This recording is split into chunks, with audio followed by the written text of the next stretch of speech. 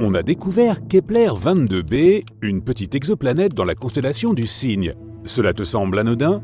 En réalité, c'est très important. C'est la première planète située dans la zone habitable qui a été découverte par le télescope Kepler. En d'autres termes, il y a peut-être de l'eau sur cette planète. Et s'il y a de l'eau, il y a peut-être de la vie. Kepler 22b pourrait devenir notre nouvelle maison. Alors, regardons-la de plus près. Il faut savoir que découvrir de nouvelles planètes n'est pas du tout facile. Toutes ne peuvent pas être vues par nos télescopes ultra sophistiqués, même par le tout-puissant Hubble. Parfois, les étoiles sont si petites et ternes qu'il est difficile de les trouver dans le ciel. C'est le cas avec Kepler 22. Les scientifiques ont dû utiliser une méthode spéciale. D'abord, ils prennent un tas de photos de l'étoile à différents moments. Puis, ils observent et se demandent s'il y a des points sombres sur cette étoile quelque part.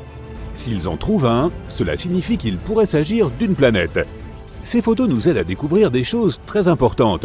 D'abord, que la planète existe, puis sa taille, son rayon et sa proximité avec l'étoile.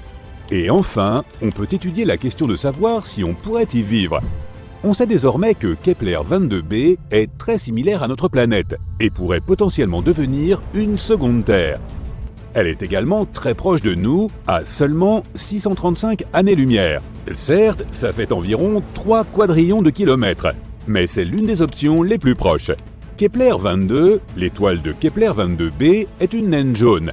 Elle est très similaire à notre Soleil. Même taille, même rayon, même son âge est presque identique, 4 milliards d'années.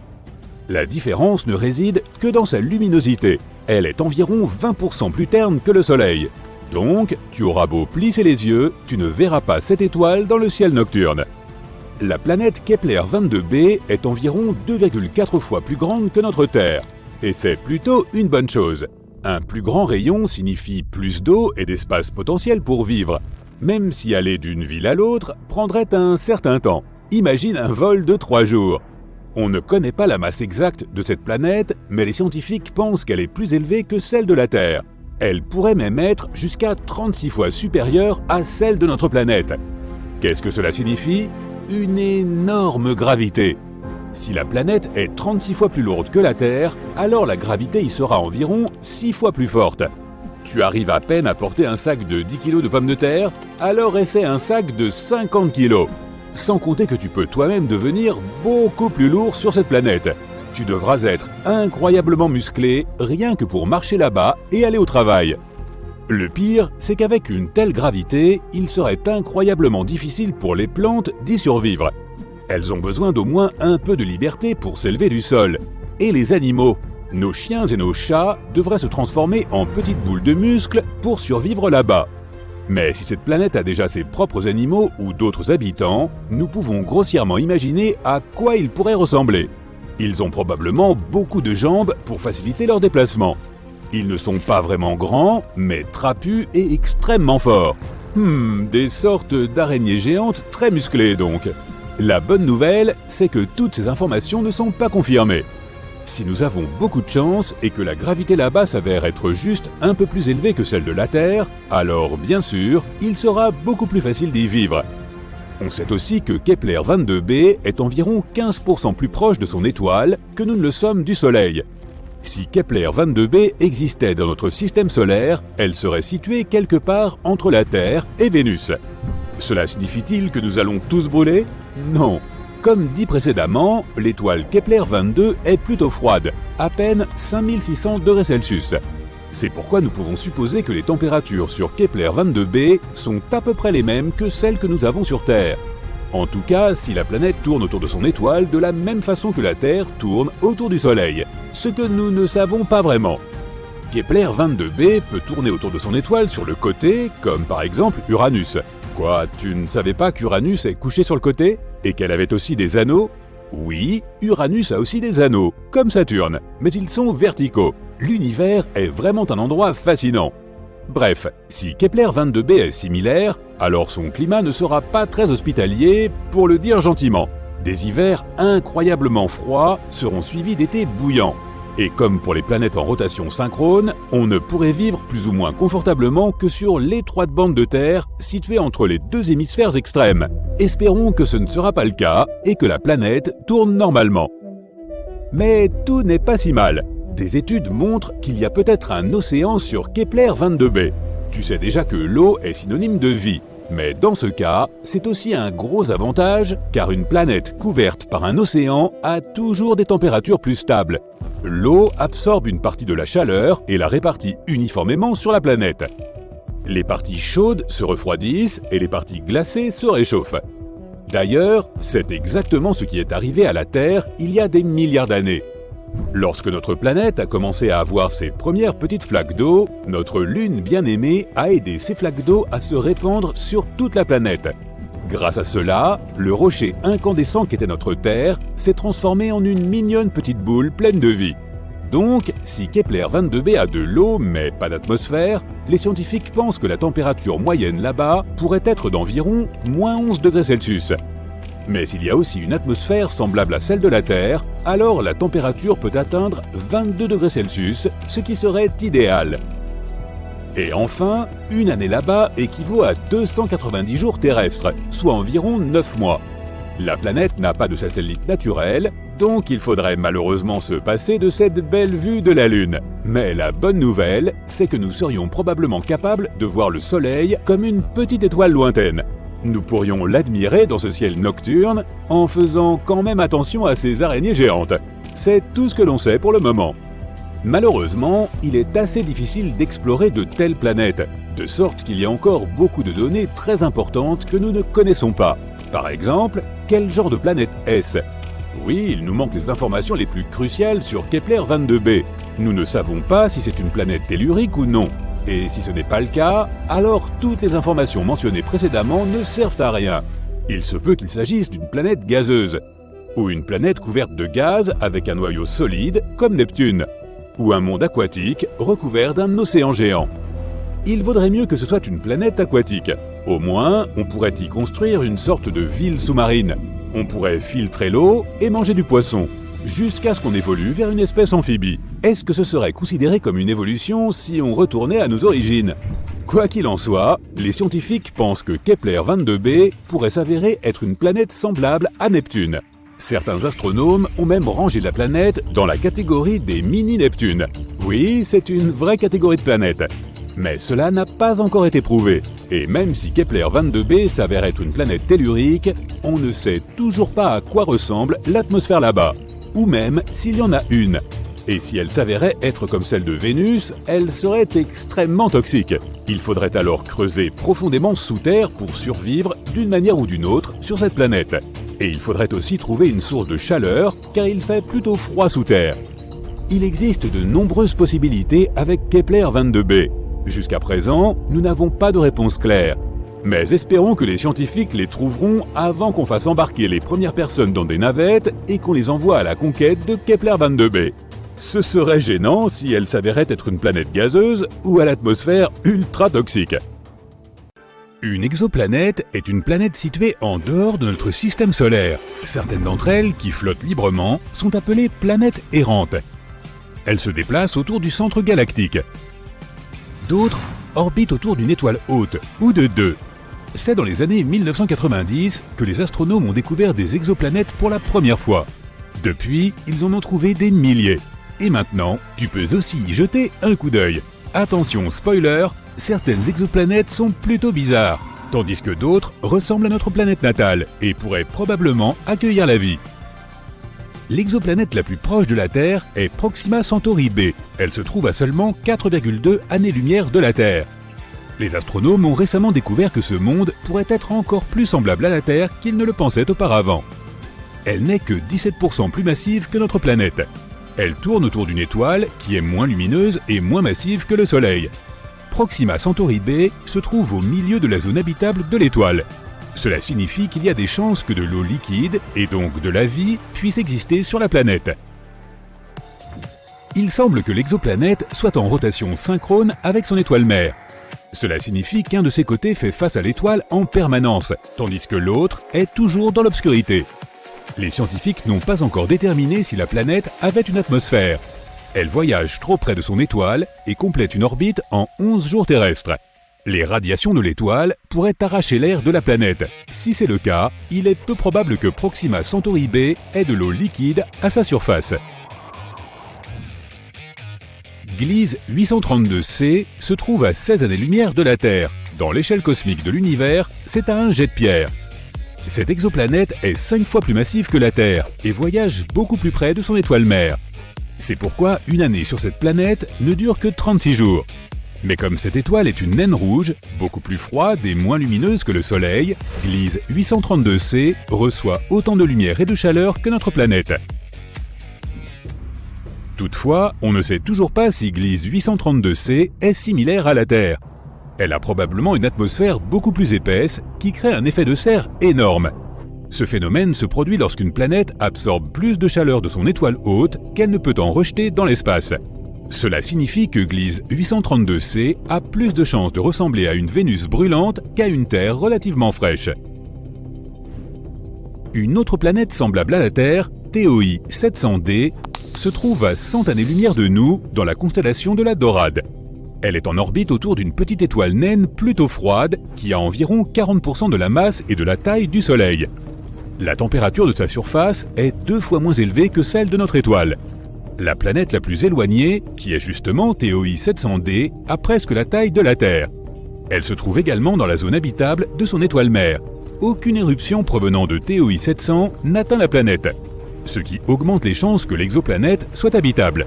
Cela signifie qu'elle peut potentiellement développer et maintenir la vie. Les scientifiques ne connaissent pas avec certitude les conditions exactes à la surface de la planète. Mais l'une des simulations informatiques qu'ils ont créées montre une planète recouverte d'un océan. Elle possède une atmosphère très dense, dominée par le dioxyde de carbone. Les astronomes pensent qu'une atmosphère similaire entourait Mars lorsqu'elle était une jeune planète. Mais un autre modèle 3D montre TOI 700d comme un monde sans nuages, entièrement terrestre. C'est ce à quoi ressemblerait probablement notre Terre si elle n'était pas recouverte d'océans. Les vents sur TOI 700d s'éloignent du côté sombre de la planète et se rencontrent dans la zone qui fait directement face à l'étoile. Il existe une exoplanète qui se distingue des autres par sa couleur magenta impressionnante. On peut trouver ce monde dans la constellation de la Vierge. La planète s'appelle Gliese 504b. La distance entre cette planète et son étoile mère est 9 fois supérieure à la distance entre le Soleil et Jupiter. La planète s'est formée relativement récemment et elle brille encore en raison de sa chaleur. C'est pourquoi sa surface est rosée. À seulement 20 années-lumière du Soleil, ce qui n'est pas une si grande distance dans l'univers, une étrange planète errante flotte à travers notre galaxie, la Voie lactée. Même si cette planète n'est en orbite autour d'aucune étoile, elle possède un champ magnétique incroyablement puissant, 4 millions de fois plus fort que celui de la Terre. L'exoplanète produit aussi d'incroyables aurores polaires. Lorsqu'elle a été découverte en 2016, les astronomes étaient presque sûrs d'avoir détecté une naine brune, ce qui est un objet trop grand pour être une planète et trop petit pour être une étoile. Mais plus tard, ils ont eu la preuve que l'objet spatial n'était pas assez grand pour être une naine brune. La planète est assurément un mammouth parmi ses pairs. Elle est 1,2 fois plus grande que la plus grande planète du système solaire, Jupiter, et plus de 12 fois plus lourde. Les astronomes pensent que ce champ magnétique exceptionnellement fort aide la planète à produire les aurores polaires. Mais le plus curieux, c'est qu'elles sont générées d'une manière différente des aurores sur Terre. Cela pourrait être dû au fait que la lune de l'exoplanète aide la planète à créer ces spectacles lumineux. Si tu voyageais à 20 000 années-lumière de la Terre, tu t'approcherais d'une naine rouge dans la constellation du Sagittaire. Ces étoiles sont très froides et petites. Assez loin de cette étoile froide se trouve une planète. La distance entre ce monde et son étoile haute est si grande que la planète reçoit très peu de chaleur. C'est l'une des planètes les plus froides jamais détectées. La température moyenne à la surface de la planète est inférieure à moins 218 degrés Celsius. C'est pourquoi la planète entière est recouverte d'une épaisse couche de glace. Si tu atterrissais à sa surface, tu ne verrais que des glaciers, des plaines et des montagnes de glace. Et pourtant, les astronomes affirment que la vie pourrait exister profondément sous la surface gelée, car le noyau de la planète est susceptible de générer suffisamment de chaleur pour faire fondre une partie de sa glace intérieure. Dans ce cas, il pourrait y avoir sur cette planète un énorme océan souterrain, peut-être même grouillant de formes de vie bizarres. l'une des plus anciennes exoplanètes que nous connaissions est PSR B1620-26b. Elle a environ 12,7 milliards d'années, soit presque 3 fois plus que la Terre, qui est apparue il y a 4,5 milliards d'années. Cela signifie aussi que la planète Genèse s'est formée seulement 1 milliard d'années environ après le Big Bang. La planète est si vieille que ses 2 étoiles hautes ont eu suffisamment de temps pour évoluer en une naine blanche et un pulsar faisant presque 100 révolutions par seconde. Les levées de soleil sur cette planète doivent être impressionnants. L'exoplanète suivante n'est pas comme celle que l'on vient de voir. On l'appelle souvent Super Saturne, car J1407b possède un système colossal d'anneaux. Ils sont 640 fois plus grands que ceux de notre Saturne. Ce monde bizarre se trouve à 434 années-lumière de la Terre. C'est la seule planète que nous connaissions qui a des anneaux similaires à ceux de Saturne. Si tu plaçais J1407b dans notre système solaire et que tu la substituais à Saturne, ces anneaux auraient l'air plusieurs fois plus grands qu'une pleine lune. Les astronomes ont remarqué un vide à mi-chemin entre les anneaux de la planète. Il y a de fortes chances qu'une exolune de la taille de Mars soit en orbite autour de la planète quelque part dans ce vide. Si tu vivais sur cette lune, tu aurais une vue imprenable chaque fois que tu regarderais le ciel. L'exoplanète suivante, appelée WASP-12b, se nourrit de la lumière provenant de son étoile. C'est l'un des mondes les plus sombres que l'on connaisse, car son côté éclairé consomme la lumière au lieu de la renvoyer dans l'espace. La planète est géante, 2 fois la taille de Jupiter, et elle piège plus de 94% de la lumière qui atteint son atmosphère. C'est probablement la raison principale des températures folles à la surface de cette planète. Elles peuvent monter jusqu'à 2500 degrés Celsius, soit seulement 2 fois moins que la surface du Soleil. WASP-12b voyage si près de son étoile haute qu'il ne lui faut qu'une journée pour effectuer une orbite. Son côté sombre n'est pas aussi chaud que son côté éclairé, avec seulement 1200 degrés Celsius. En raison de cette différence de température, la vapeur d'eau et les nuages se rassemblent au-dessus de la surface de la planète. De temps en temps, des tourbillons de matière provenant de l'atmosphère surchauffée de la planète se déversent sur son étoile. À environ 4000 années-lumière de la Terre se trouve une exoplanète qui pourrait n'être qu'un gigantesque diamant.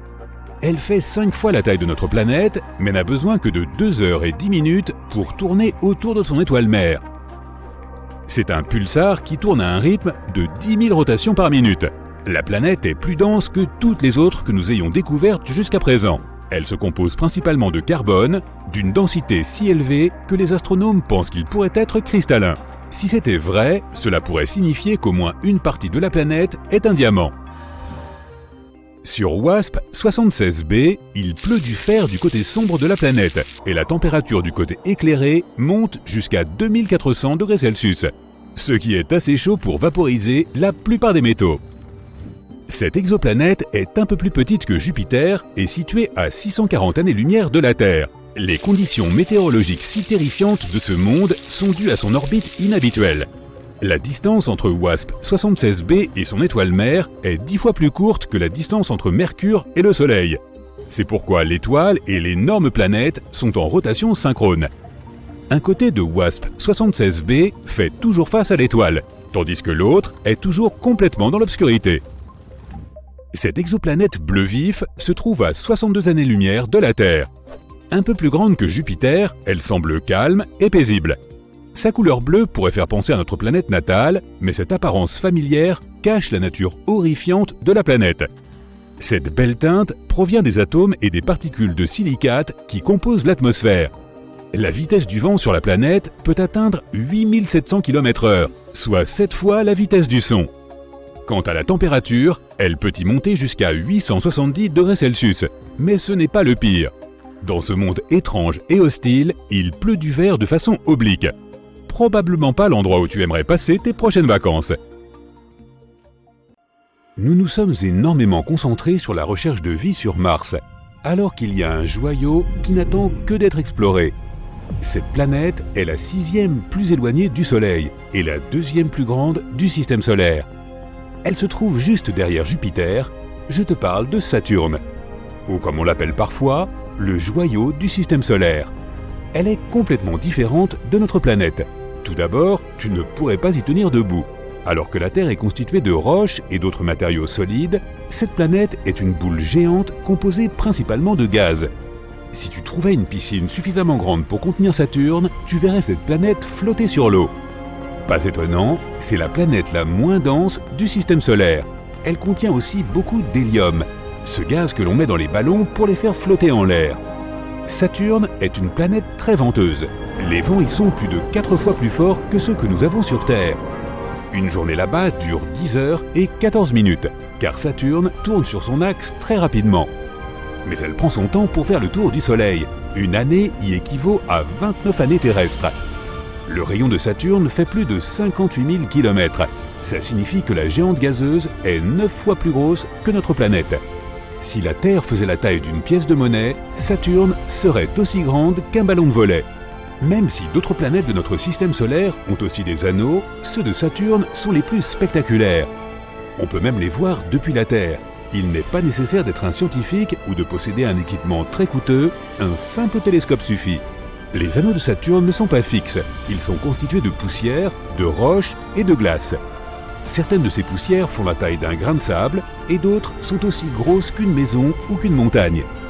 Il s'agit en fait de fragments d'astéroïdes, de comètes et de lunes qui se sont fragmentés avant d'atteindre Saturne. Ils ont ensuite été mis en pièces par la forte attraction gravitationnelle de la planète. Saturne a plus de 50 lunes et récemment, les scientifiques ont découvert une activité hydrothermale inhabituelle sur l'une d'entre elles. Enceladus est la 6e plus grosse lune de Saturne. Elle a 4 rayures de tigre près de l'un de ses pôles. Et on a découvert qu'il y a un océan juste en dessous. De l'eau et de la glace surgissent de ces rayures. On peut donc du coup se demander s'il y a de la vie. Dans nos océans, certaines formes de vie se rassemblent autour de sources hydrothermales similaires. Elles se nourrissent des composés chimiques qui s'y trouvent, tout comme les plantes de surface le font avec la lumière du soleil. De plus, certains des plus anciens microbes de notre planète se nourrissent de la même énergie que celle produite dans l'océan d'Enceladus. Cela pourrait signifier que de la vie s'y développe en ce moment même. Bien sûr, il faut des millions d'années pour que les organismes les plus simples apparaissent.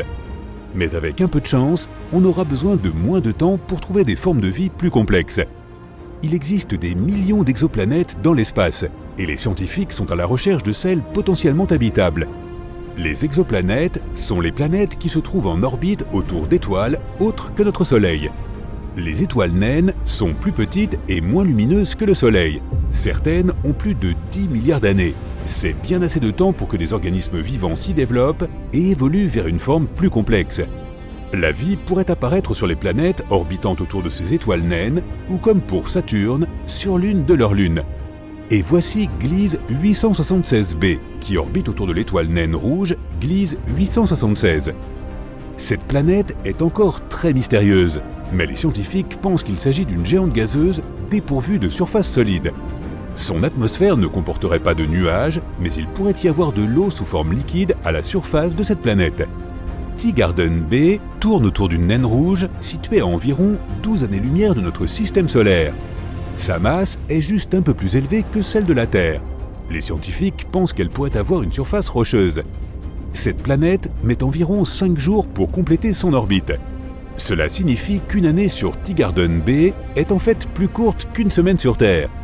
Et quelque part plus loin, il y a une autre planète potentiellement habitable nommée Kepler 1638b. Bon, elle se trouve en fait à 3000 années-lumière de la Terre, dans la constellation du Cygne. Cette planète est 4 fois plus lourde que la Terre et 2 fois plus large. Il lui faut environ 260 jours pour effectuer une orbite autour de son étoile. Sa gravité est plus forte que la nôtre, il serait extrêmement difficile d'essayer de sauter à sa surface. Et voici une autre Kepler. Cette fois, il s'agit de Kepler 62e, qui fait plus d'1,5 fois la taille de la Terre. Les scientifiques pensent qu'elle possède une atmosphère chaude, humide et hospitalière, avec un ciel nuageux. 1200 années-lumière séparent la Terre de cette planète. Kepler 62e met 122 jours pour tourner autour de son étoile. Sa voisine, Kepler 62f, est aussi potentiellement habitable. C'est une planète environ 40% plus grande que la Terre. On pense qu'elle pourrait être recouverte d'eau. Les océans de notre planète regorgent de créatures et d'organismes de toute taille. Il y a donc de fortes chances que cette planète héberge également des êtres vivants, ou du moins qu'elle ait le potentiel de développer la vie. Lorsque nous disons habitable, cela ne signifie pas que la vie y existe forcément. Cela signifie juste qu'elle réunit les conditions permettant à certaines formes de vie de s'y développer. LHS 1140b est une planète située dans l'une des zones potentiellement habitables. Contrairement à ses cousines gazeuses, elle est solide et assez rocheuse. Son rayon est 60% plus grand que celui de la Terre et sa masse 7 fois plus élevée. C'est l'une des planètes les plus denses découvertes ici. Puisque cette planète est très massive, son atmosphère doit être plus épaisse et la gravité à sa surface doit être beaucoup plus forte que sur Terre. C'est pourquoi tu aurais sûrement du mal à y tenir debout. Salutations de TRAPPIST-1, une naine de la constellation du Verseau. Elle se trouve à environ 39 années-lumière de nous. 7 planètes rocheuses de la taille de la Terre sont en orbite dans la zone habitable de cette étoile. Toutes peuvent potentiellement contenir de l'eau à leur surface. La température de ces planètes est plus ou moins similaire à celle de la Terre. Sur la Lune, la gravité ne représente que 16% de celle que nous avons sur notre planète. C'est pourquoi les astronautes pouvaient à peine contrôler leur mouvement lorsqu'ils y ont mis le pied. Mais concernant la gravité des planètes de TRAPPIST-1, tu t'y sentirais bien plus à l'aise. Et revenons vers Kepler. Cette fois, il s'agit de Kepler 452b. C'est une planète rocheuse, 60% plus grande que la Terre. Son étoile est similaire au Soleil. Cette planète a en fait passé environ 6 milliards d'années dans la zone habitable, alors que la Terre s'y trouve depuis seulement 4 milliards et demi d'années.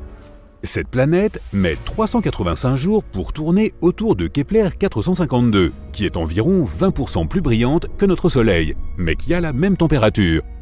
Mais ce système est très loin de notre petite oasis. Il nous faudrait 28 millions d'années pour y arriver. Et voici KOI 7711.01. C'est une autre planète intrigante, située à 1700 années-lumière de nous. Elle est seulement 30% plus grande que la Terre et elle reçoit presque la même quantité de chaleur que nous recevons de notre Soleil.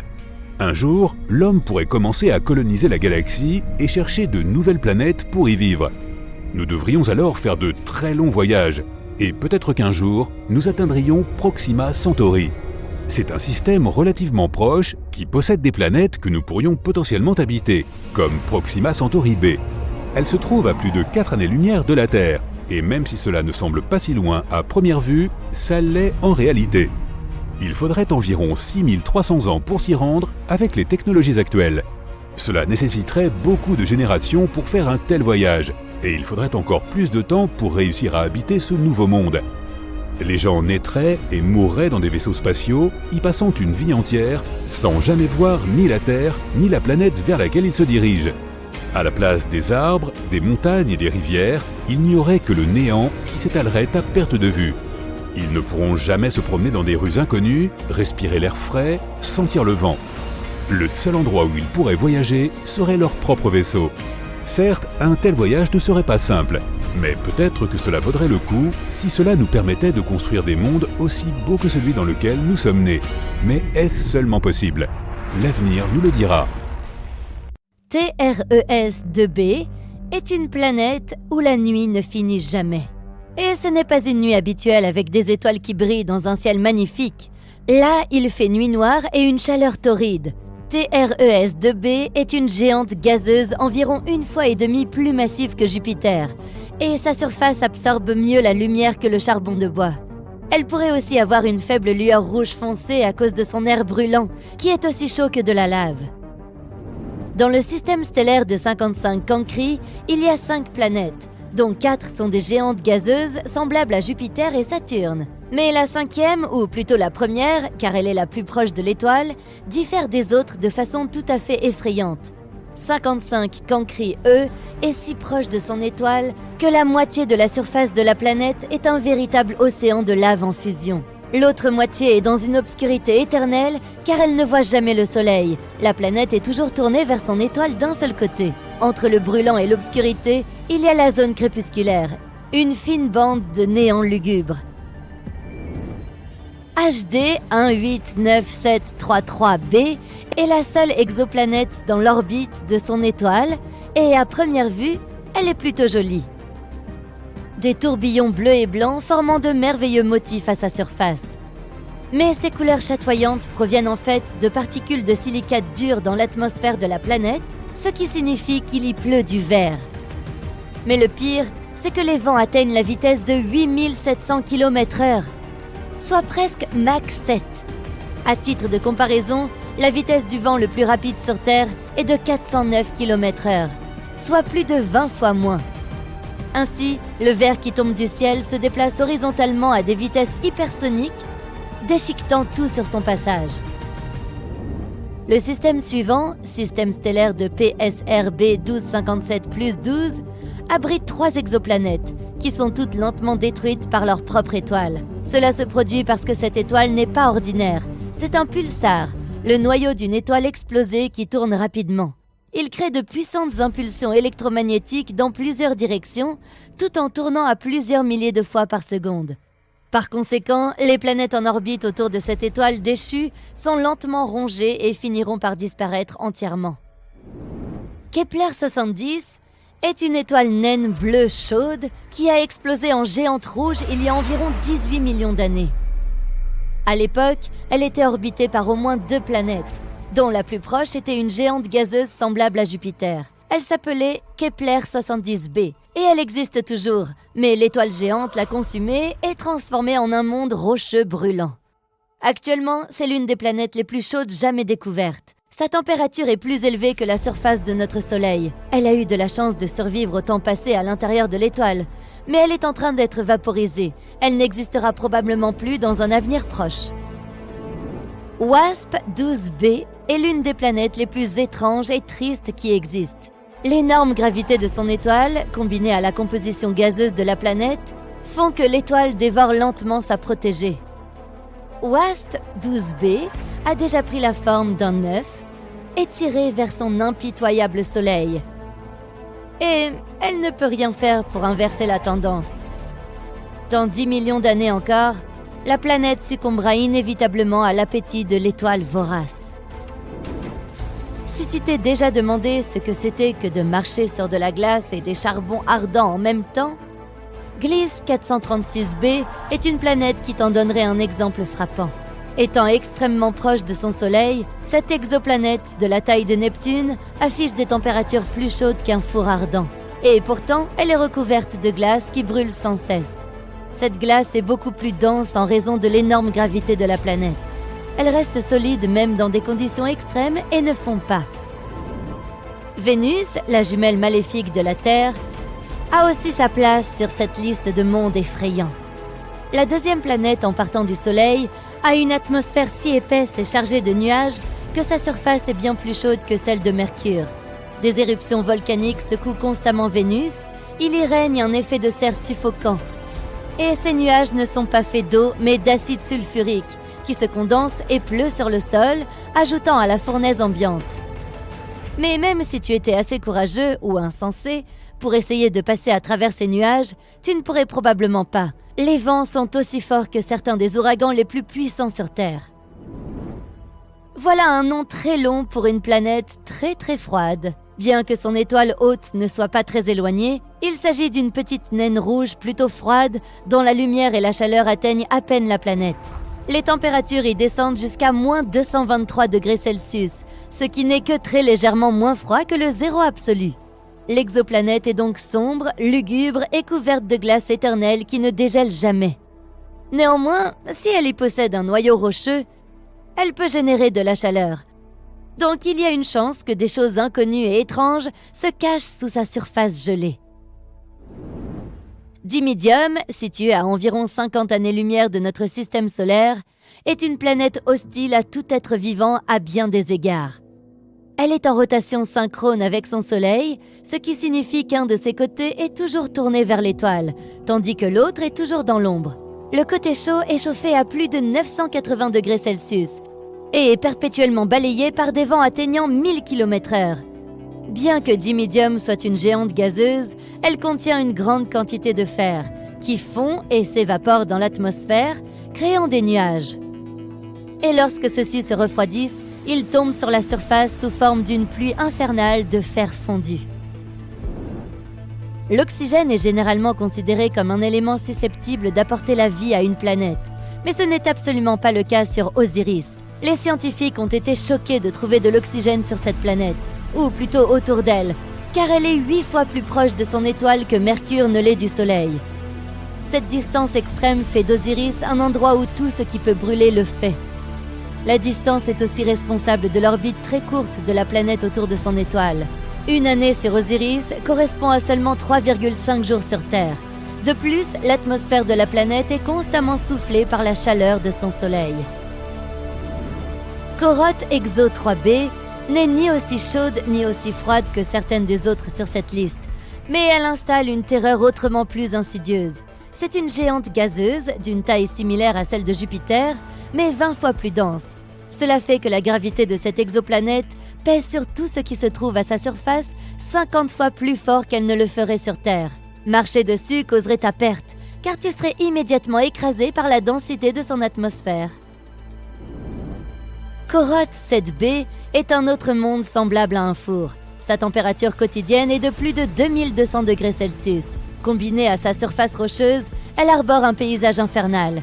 Les roches sur le sol bouillonnent et s'évaporent dans l'atmosphère, où elles refroidissent et finissent par retomber sur la surface en une pluie de soufre. La chose la plus triste à propos de Corotte 7b est qu'elle aurait pu être autrefois une géante gazeuse dont l'atmosphère a été anéantie en raison de la chaleur, ne laissant que le noyau brûlé.